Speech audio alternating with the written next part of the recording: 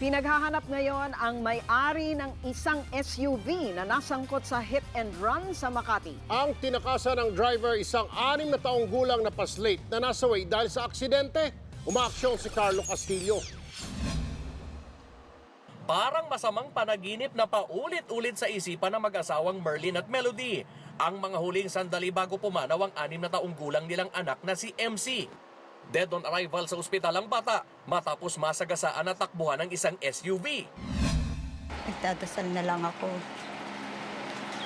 Sabi ko kay Lord, isang pagkakataon lang hinihingi ko, ibigay niyo sa anak ko na mabuhay siya.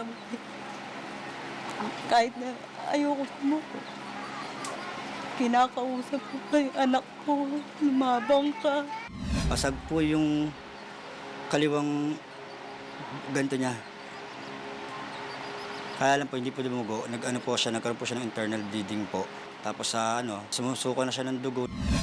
Nakunan pa sa CCTV si MC habang nakikipaglaro ng taguan sa Palanan, Makati noong Biyernes. Ilang segundong nagtago sa isang tricycle ang biktima. Sa kanyang pagtakbo ay kasabay na niyang isang itim na SUV. Mapapansing umalog at napatigil pa ang sasakyan. Pero agad ding umalis. 2 testigo raw ang tumukoy sa SUV na nakabundol kay MC. May plaka raw itong UYI 189. At base sa record ng LTO ay nakapangalan ito sa isang Juan Martin de la Cruz Fermin. Pinuntahan ng News 5 ang nakarehistrong address sa Valenzuela. Pero ayon sa mga kapitbahay ay lumipat na sa Sampaloc, Maynila ang sospek. Wala na. Matagal na po, mga 3 months na po. Bakit ho? Pinagbili na po yung bahay na yan. Bagamat hindi pa natutunto ng driver, sinampahan na siya ng reklamo. Masakit. Hindi lang anak ko ang pinatay niyo. Kundi ako, pamilya ko, at lalong-lalo na ang mga pangarap niya.